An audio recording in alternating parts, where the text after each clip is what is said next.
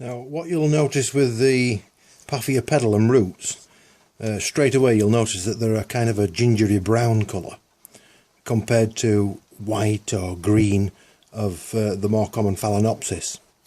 The other thing you'll notice as I bring it closer to the camera, hopefully you can pick it up, but they're slightly hairy.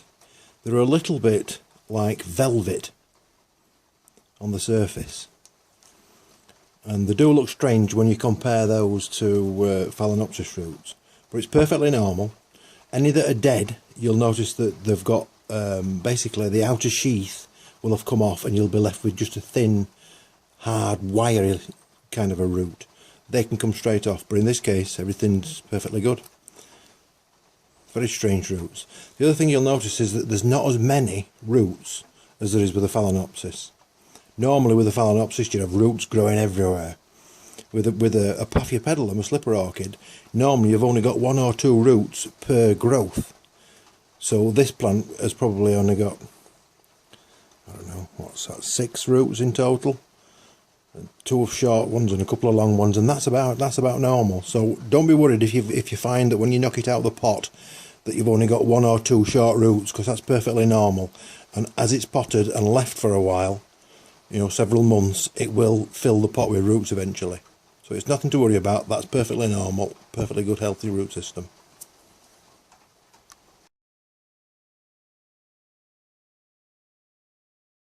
Right, so what we're going to do today, it's a Monday and it's very cold and horrible in Pontefract.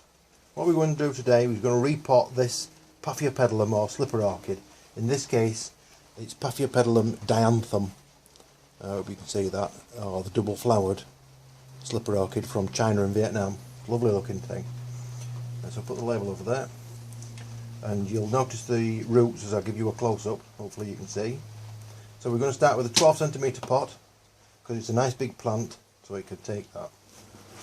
So we'll add some coarse bark, just a little bit to the bottom, and this in this case it's 12 to 18mm bark, so it's very coarse. And I'm just going to put plenty in, and I'm going to tap it as I'm filling it up.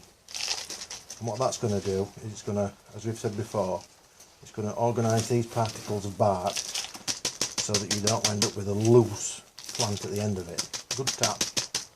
Now this is where you get your finger in. You can't really use a stick because you need to feel the pressure and how compact you've got it in there. So good thumbs.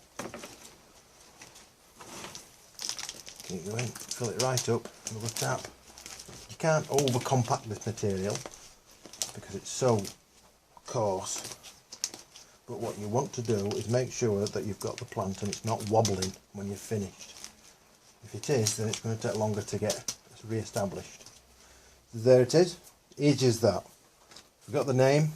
Now what we're going to do, we're going to write on the back of it today's date, which happens to be the 10th.